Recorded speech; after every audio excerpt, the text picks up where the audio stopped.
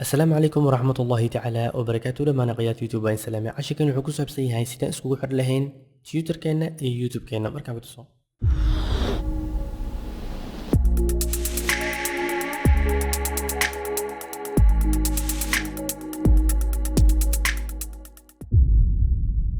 marka sidaas ugu xirtid waxaad u baahan tahay youtube-ka ayaad gelaysaa qaybta picture-ka ayaad ku dhufanaysaa kadibna waxaad ka dooranaysaa setting-ka kadib markaa setting-ka dooratid waxaad tegaysaa meesha ku qoran tahay connect-ga ayaad tegaysaa isla markaa ku dhufatid waxaa kusoo baxay twitterka connect ayaa leedahay username-kaaga iyo password-kaaga ayaa gelinaysaa haddii aysan hore kugu diyaarsaneen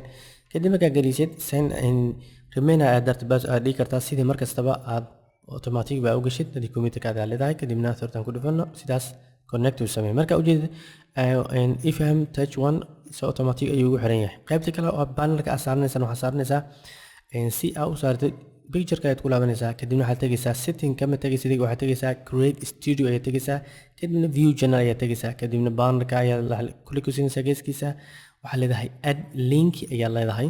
kadib marka add link dhahdid si automatic ba hoos ay kugu soo baxaysaa waxaan si hore cashirka hore ku aragteenba kadibna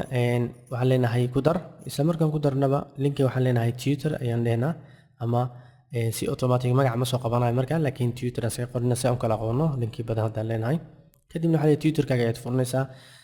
markaan galo Twitter-ka si automatic password-kayga hore ayuu ugu jiray sida hadaan u geliyaba isla markiiba markaan ku dhufto magacan ayaan ku dhufanaa dushiisa kadibna linkiga toos ayaan soo koobiyeysanaa kadib markaan linkiga right click dhaho aan copy dhaho meesha ayaan ku soo laabanayaa browser-ka aan ku soo laabanaya YouTube-ka kamaanka kala waaye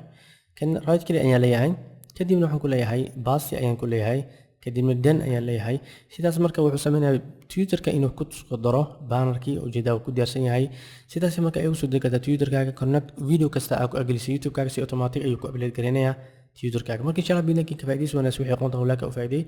السلام عليكم ورحمة الله وبركاته وجزاكم الله خيرا